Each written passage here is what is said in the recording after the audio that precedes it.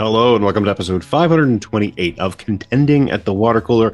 I am your host, Clarence Moy, and I am joined by one other M. It's a sausage party. So, M, let's tell the listener who you are and where they can find you on the internet. Hey, Mary. Sorry, I apologize to anyone. Hi, I'm Joey Moser. You can find me on Twitter at JoeyMoser83. And again, I'm Clarence Moy. You can find me on Twitter at Clarence Moy. So we are unfortunately without Megan this week. She had some prior commitments. Our scheduling couldn't work out because we were all kind of packing in a lot going on right now. This that time of year, I guess. It's coming up on everybody having lives, and so we're just trying to figure it out. So we're flying by the seat of our pants here. So Megan just came back from the SCAD Savannah Film Festival, so she'll be happy to talk all about that next week when we're back together. Hopefully we are back. I mean, we have to be transparent. Monday. She's lost in a grocery store somewhere. She's got pickles flying at her from all directions. Shit happening. She's getting ripped in half at her local setup lights. Well, let's hope she's not getting ripped in half. Let's just hope she's getting ripped.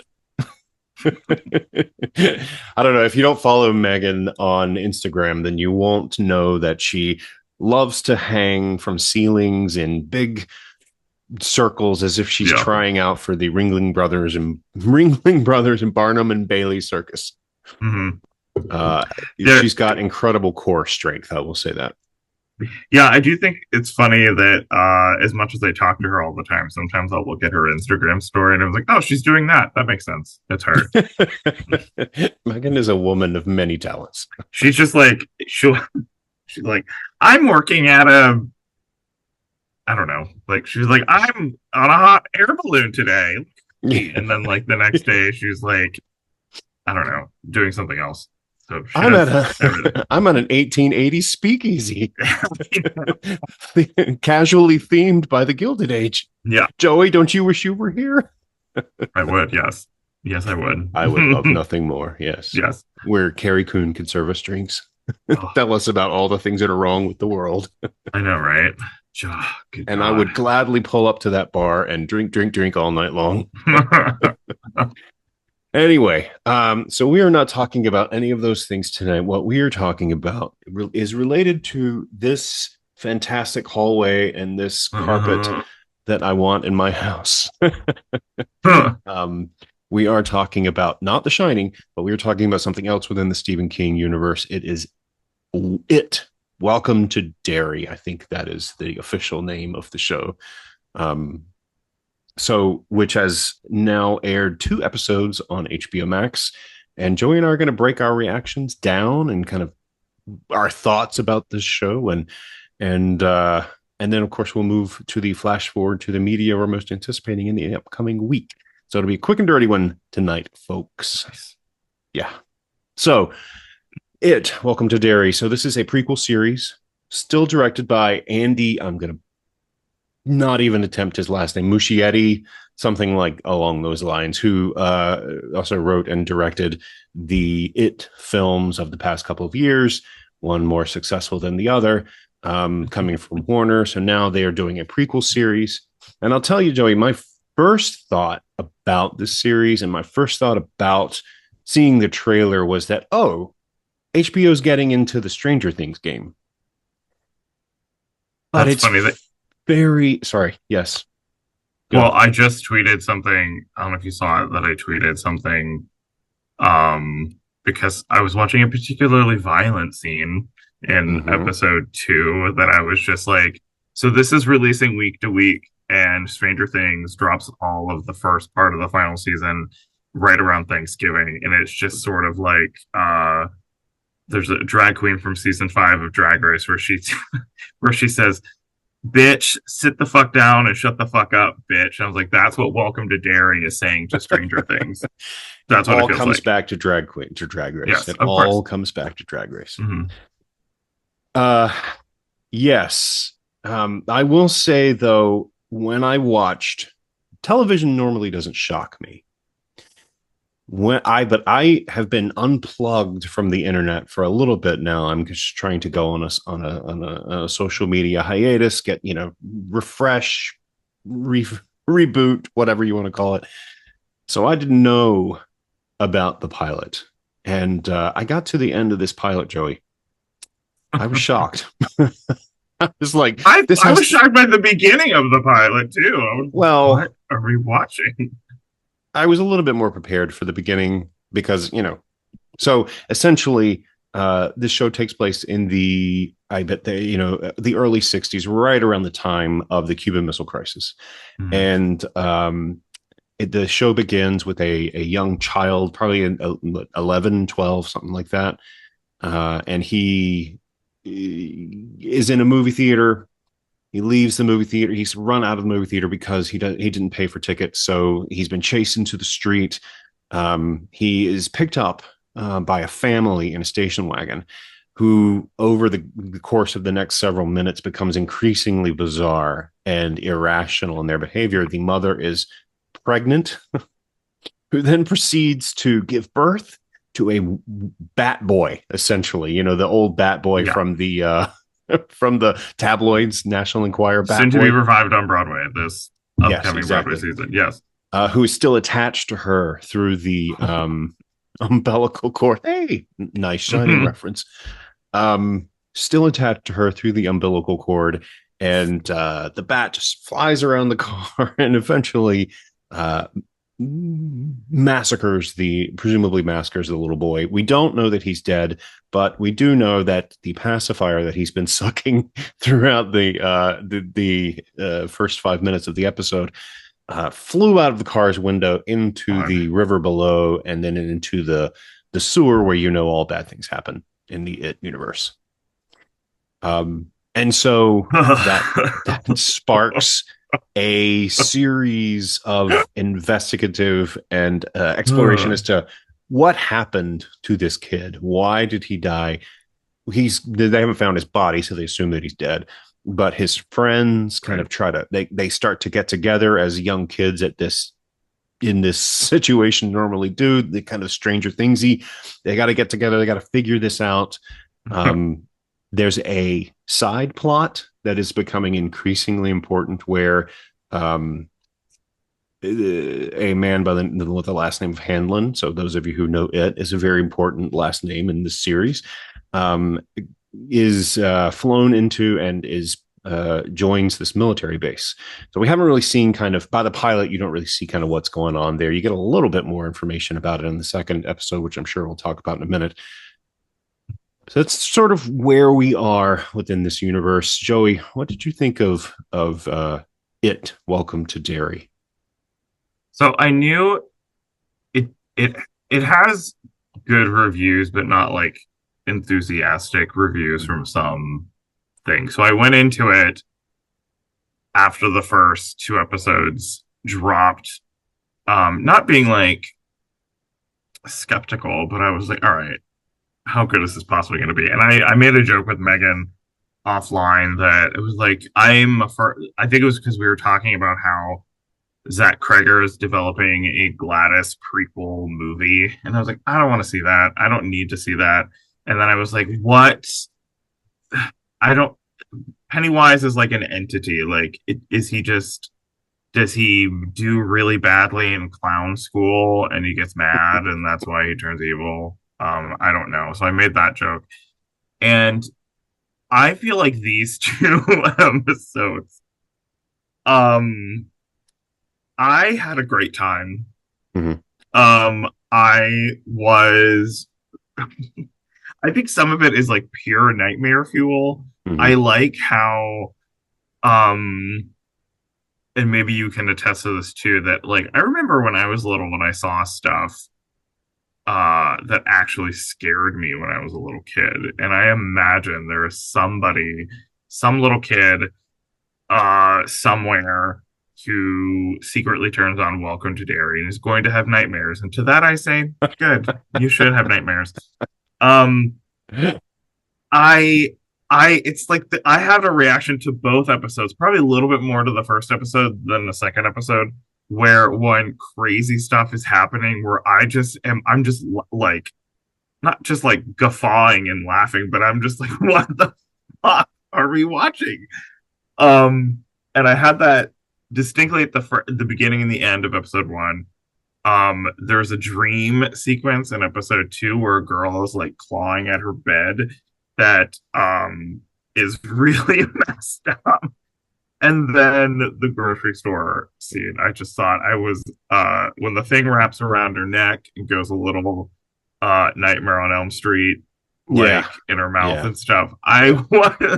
I turned and I looked at Jason, who, so for people who don't know Jason, who's a broad, burly man, he Who's was just also like infatuated with Stephen King, right? He yeah, loves love Stephen Stephen King.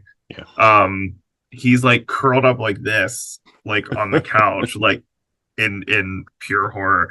So I really dig it. I think that I God, the Stephen King universe is so vast and referential to each other in a sort of I would say non-marvelly way. Hmm. Um like in the scene where the girl is going through the grocery store and you can see the cans Hmm. of I don't even know what they are, but it's like these giant wide cans with a red label that they are in. I know this. I saw that documentary Room 237. The Oh, cans it's that are in the yeah, it's it the has like the Native American on yeah, the it. Native American guy. Yeah, yeah, yeah. Hmm. So it's like that is in the pantry in The Yep. Shining. So there's a lot of like little Easter eggs like that. And when they said Dick Halloran's name in episode Yeah. two, like my neck snapped and I was like, Dick Halloran, like It's Scatman Carruthers from The yeah, Shining. I actually I actually thought of Groundskeeper Willie. I am just like the shinning. That's what I thought of. You don't want to get Uh sued. don't want to get sued.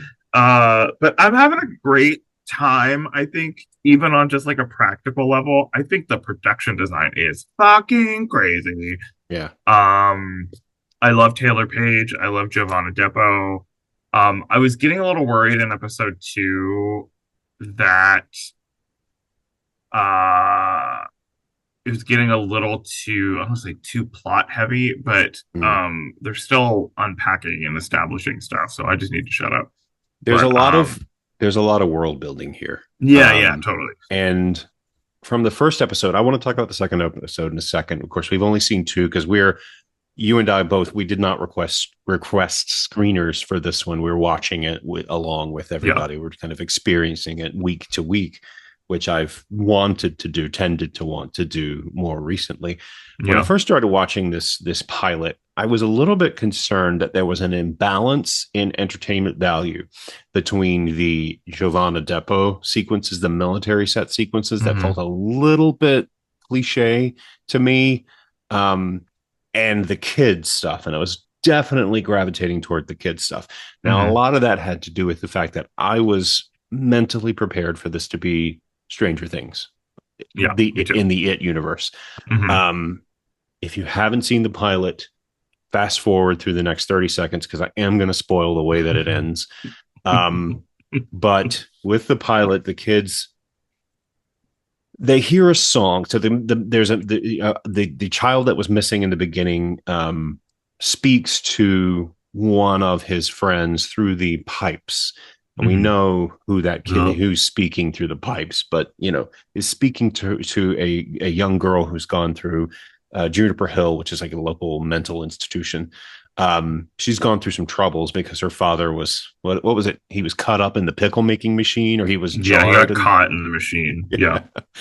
and I don't know why I'm laughing at that, but it's just a terrible way to go, which we do see in evidence of in the second episode. But he sings a song to her, and so they're like, "Where do we hear this song? Where do we hear this song?" Well, the Music Man and I is playing Derry. Uh, Yeah. so the little boy that was the movie that he was watching when he was kicked out of the theater.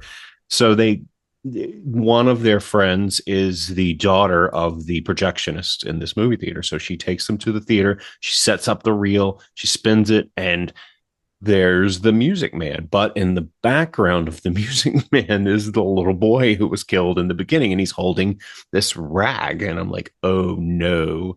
And of course, Oh that's no.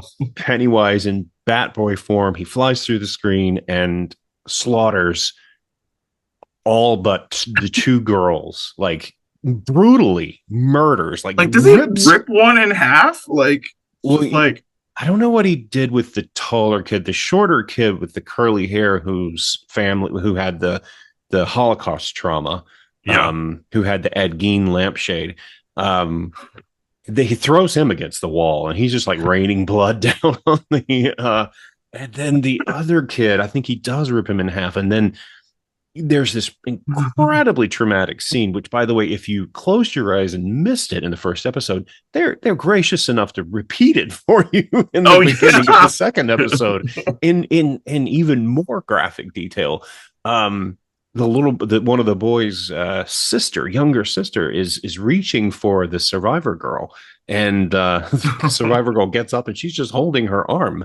Yeah. And Great. it's this is not Stranger Things at all. This No. they have abused me of that image. Like that is, I was shocked, and like I said, TV. I have seen all of Monster, the Ed Gein story. I am not easily shocked by television. I was definitely shocked by this, and fortunately, as we go into the second episode, the two stories start to kind of interact a little bit better. I do Yeah. find that there's a little bit more momentum in the military segment of the story. We Mhm. do meet Dick Halloran, and we start to find out why they're there. I'm, there are some things that are revealed. There's an item that is dug up that I don't understand at all. That I have, I, then I'm just gonna have to wait till the next episode to try to figure it out. Um, but you're talking about your grocery store scene. I have to say that that was brilliantly directed television because of the way it is filmed, the production Mm. design of the grocery store, the way that they manipulate walls to Yeah. simulate her being trapped, almost like she's trapped in the Overlook In the maze. maze. Yes, Yep. exactly. Yep. Yes. Um, it, I was like, it's so easy to, I think, recreate sort of CG based, and I know they tried to do a lot of practical effects, but to recreate, it's not easy, but it's expected of something like this to do grotesque horror situations where people are Yeah. thrown in the air and ripped apart and all that stuff.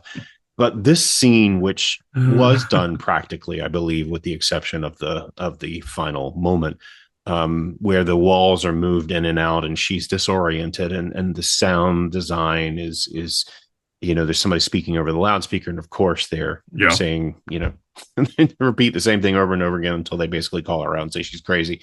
um I thought that was just a brilliantly directed sequence. I just was very dazzled by it.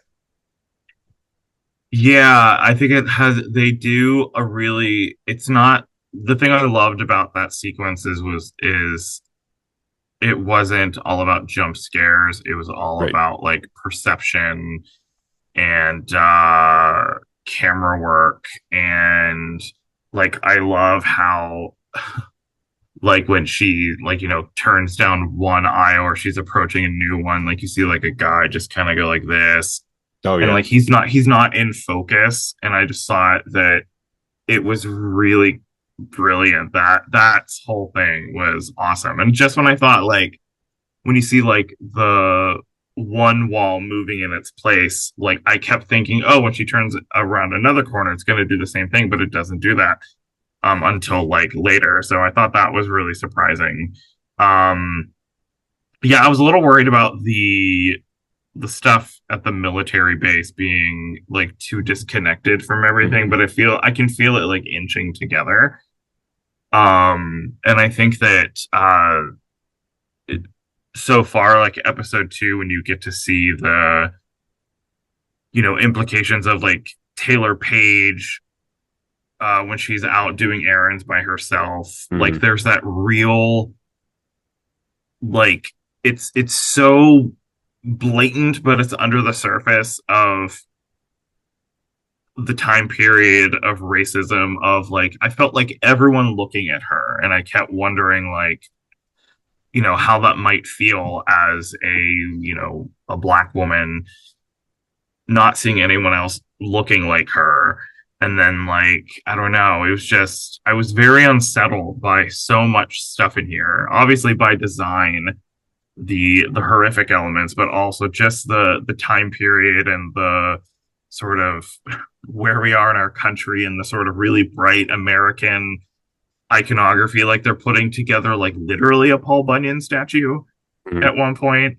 Yeah. Um, and I have to say, like, I don't like the Music Man, so the Music Man is even more horrific to me now.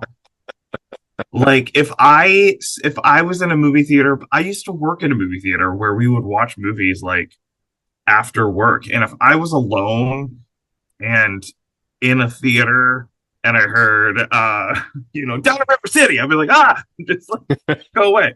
No, not the Music Man.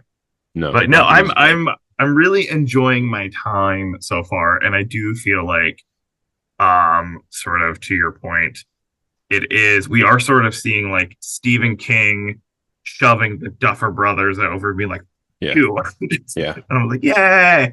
Well, I think they're so inspired by him already Oh that, yeah, they're tapping into the same vibes. But here, you are actually tapping into the universe, the actual characters, the actual events. And it feels different to me than Castle Rock did, per se, because mm-hmm. Castle Rock kind of, I felt like they were working with the same characters, but it was almost like in an alternate universe. I don't want to say like a multiverse Stephen King, but it wasn't the exact same version of Yeah, these characters that we know from the novels. And I think this is an extension of something that we would see in a Stephen King novel. Like this is based within the confines of a Stephen King universe, and I think it benefits from that. I will say, just to comment on a couple of things that you mentioned. Taylor Page, great so far in the second yeah, episode. she's We haven't great. seen very much of her, but she's just such a warm, welcome presence. I find it very interesting, her interactions in Maine in the 1960s, in the early Mm-hmm. 1960s, where it's not something that is set in the deep South. You're not going to get a certain level of interaction, but that there's an undercurrent of it there. So Yeah, I find that push and pull kind of very interesting. The second thing I want to follow up on from what you said is I use enjoy in quotes. The show is good.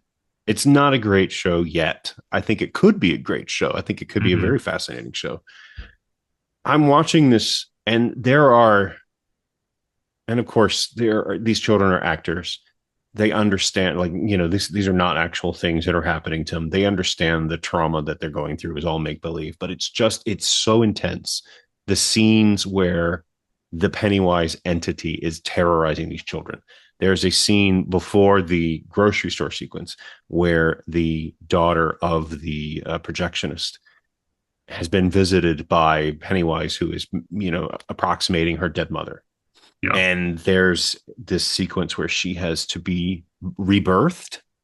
And then That's she so crawls out of great. this womb and she's connected by this umbilical cord, and she's being pulled back in the womb, but the womb is Pennywise's jaws, that you've seen from the one of the first films, with the two little lights that are like, I think they call them the dead lights, if I remember correctly. Um, Yeah. that scene, I had to look away a little bit, just a tiny little bit. I had to like just kind of glance to the side. It was, first of all, it was incredibly well done. The special effects, the visual effects, the makeup design, top Yeah. notch. It was really intense. It was just, just that. There's like texture to a lot of this, like that you Yeah. don't get in a lot of stuff. Probably because they are doing a lot of practical effects. Like the whole like, it's not just when we see her touch like the membrane, I guess, or the womb Yeah, of, that's and it's that all, scene reminded me of Nope when they were inside oh that yeah, alien in the sky when they were pushing. yeah. Anyway, continue. Oh no, it's just like it reminded me of like, I'm sure they put that little girl in something, Yeah. and it was just like, I don't know, it feels more textured than something else. Not to like keep bashing another show like Stranger Things. It's just that it deals with children and it's kind of sci-fi and it's an established property, but it's kind of like where some people may have complained about, CGI or something like that. This feels very tactile, and which probably makes it scarier. That's what probably makes the Mm-hmm. sequences a little scary. It's sort of the same thing with the supermarket scene with with kid I'm sorry, I keep laughing at the kids being murdered, but the kids being thrown up against a wall in a movie theater. So I don't know. The I did hear that there was some scuttlebutt, there was some conversation around the pickle jar sequence, and potentially that was AI. Oh Um, no.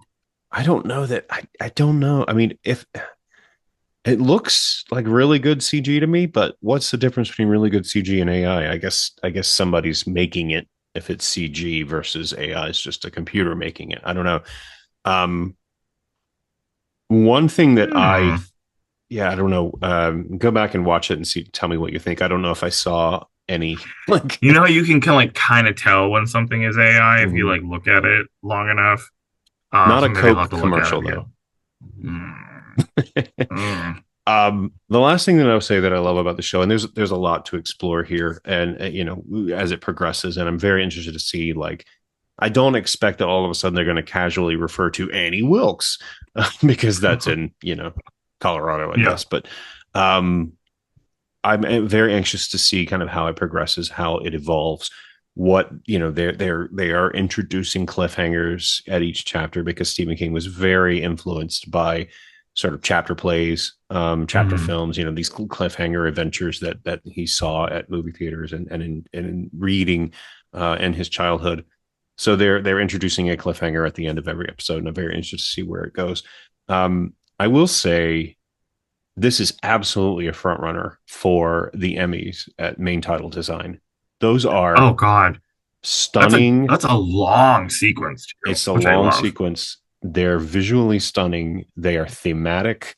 They tell you exactly what you need to know about the show. They tell you the horror. Like it Oh. even it touches upon the horror of the pending horror of the Bay of Pigs and the potential of the Cold War and the potential nuclear war that was a big threat at that point. So it just gorgeous production design and gorgeous Yeah. main titles.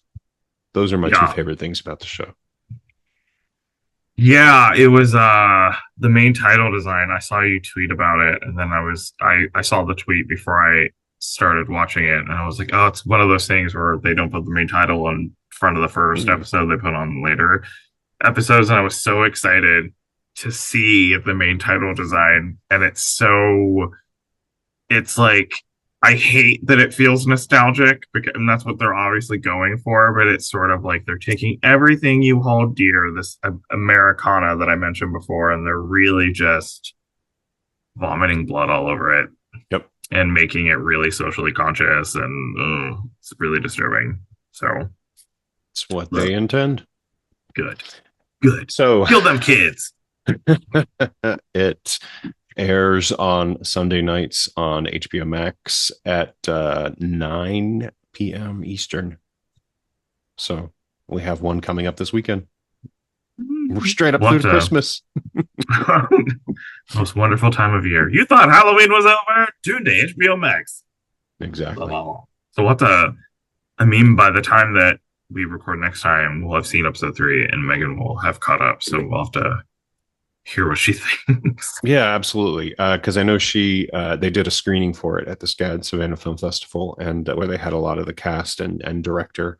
So I'm interested in hearing that experience. So we'll talk about this a little Yeah. bit next week. So let's jump to the flash forward. Joey, what are you looking forward to this weekend? Something I think we're also going to talk about next week is Rachel Sennett's "I Love L.A." Which I saw the first episode and I quite enjoyed. I think I liked it more than I expected, even though I adore Rachel Sennett. I still think she needs to play Natalie Portman's sister in something, and no one will listen to me. There we are. Um, I am trying my damnedest to get through a lot of docs. We're voting in the Critics' Choice Documentary Awards. I feel like now it's like, remember, it's November. So I want to catch up on movies. I think the movie I'm most excited to see is Die My Love. which comes out on Friday here. I'm going to get home from work on Friday. I'm going to pick up my dog, drop it off, and immediately go to the theater to go see Jennifer Lawrence in that movie. But I also want to see like we were since we're both part of Critics' Choice, we have the fortune of getting screeners for stuff in anticipation of those awards. So I think another one that I haven't watched yet that I'm oddly very excited about is Nuremberg, which actually comes out in theaters this weekend too. So yeah, lots of movies, and I will be stressing out. And then I'm also reading a book called it's gay, shocking. 7 Days in Tokyo by Jose Daniel Alvior, which is lovely and sweet. It's a nice counter programming to Stephen King. So that's Absolutely. busy. I too am looking forward to the next episode of I Love LA. We'll talk about this in more depth because I know this is Yeah. a big thing that Megan wanted to discuss. But I will say that was very much a pilot, and I'm interested to see kind of how the characters evolve.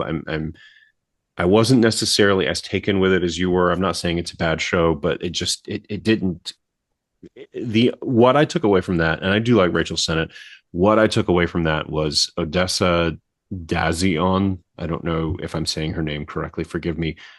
She's a star. She walks all over that entire cast. And with Oh, like charisma, oh my god! I which mean, I know people have talked. She's also in Marty Supreme. mhm. Big year for her. I am so locked into seeing what this woman does because she is fantastic in this show.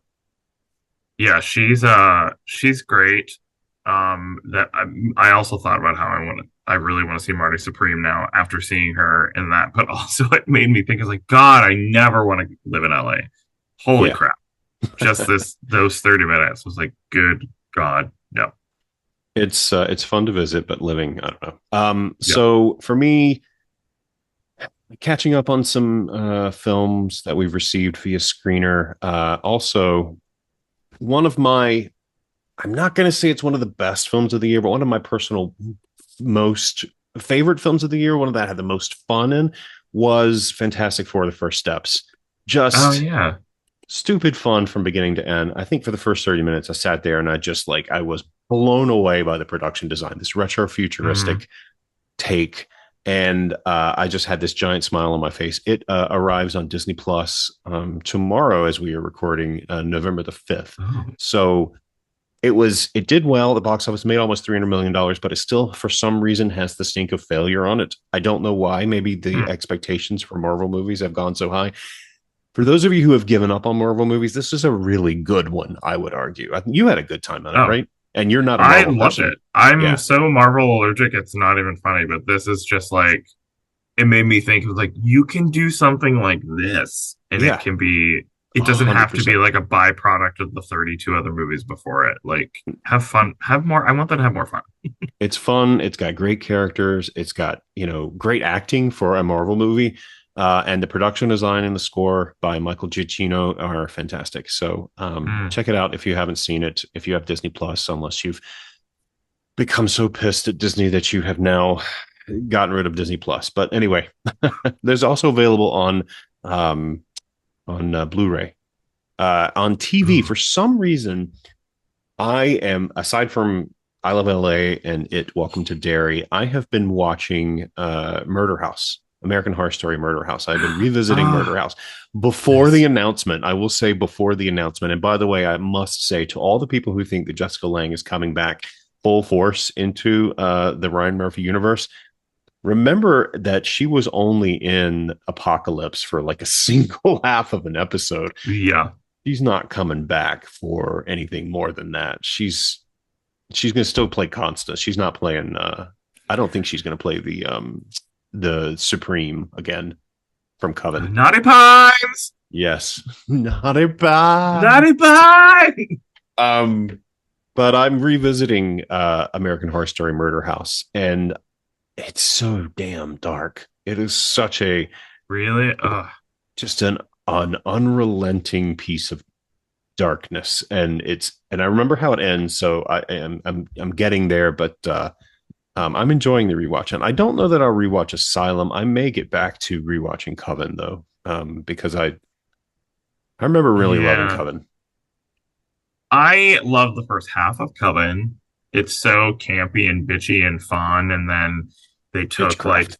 yeah, they took like their hiatus, and it was like the first time like around the holidays, and I remember that it really felt as if Ryan Murphy had a emergency meeting. He was like, "Can we get Stevie Nicks? Can we get Steve?" It was like, "Stop developing the show as you go." Now, I don't know if that's what they The did, but Seven Wonders.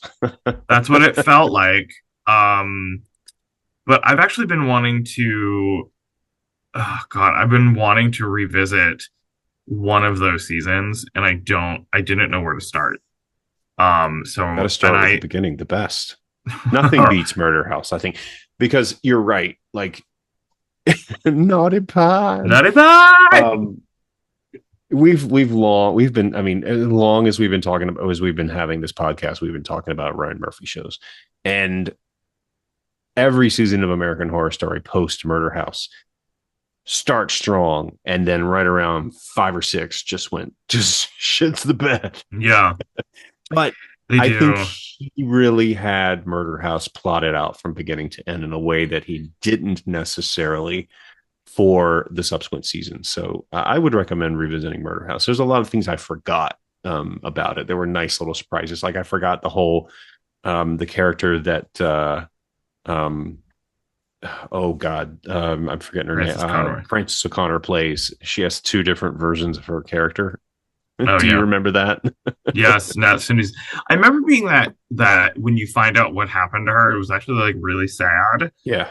Yeah. Um, Well, see, and that's the thing like, that I'm talking about. The undercurrent of all of these stories is this incredible sadness, this deep well of sadness. Um, mm. Well, because I assume that he showed all of his regulars the first couple episodes of All's Fair, and they're like, "Well, we have to come back. We we have to." This it was basically a creative intervention. we have to watch All's Fair. We have to see what Oh, I've started it. is it that bad? Is it really that bad?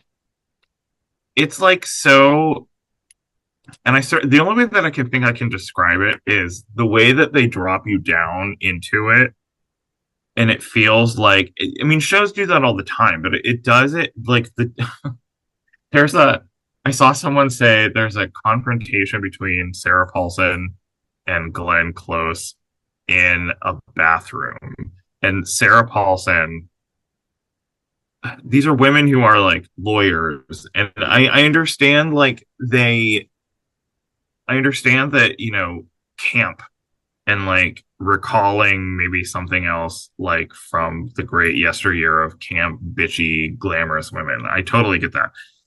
But like there's at one point where Glenn Close, like Sarah Paulson, she's like at all of them, really. And then she Glenn Close, very just calm without even batting an eye, she like turns to Sarah Paulson. She's like, I bet your mother wishes that she would have swallowed instead. And she Oh just my like god! turns Come back on. around and looks in the mirror. Uh I don't know. It's I saw someone describe it as a uh Twitter feud reply dialogue, which I Oh, thought was funny. Maybe it gets better, but I saw it has 0% on Rotten Tomatoes, and someone in the UK referred to it as the worst drama ever made. And I was like, well, that's hyperbolic. that's what makes me So want to see it because, it like, does a lot, and yeah, and and yeah. what lives in it that elicits that level of hatred. That's the thing that makes me want to see it. So I'm also reading. I just started Hamnet. Yeah, I will say it took me a while to like get into it a little bit, but yeah. Uh-huh. Sorry, we have a little bit of a delay. I also started reading Hamnet by Maggie O'Farrell after seeing the film at Telluride. So I'm ready to sob my way to work every day.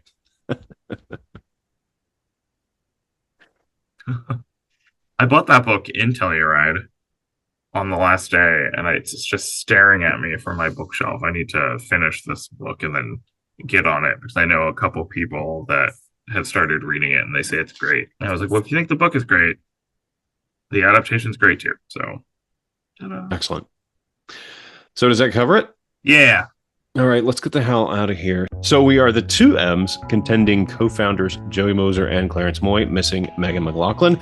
Thanking you for joining us, asking you to remember to rate us on your favorite podcast app or provider, or click like and subscribe here on YouTube, and wishing you a very pleasant tomorrow.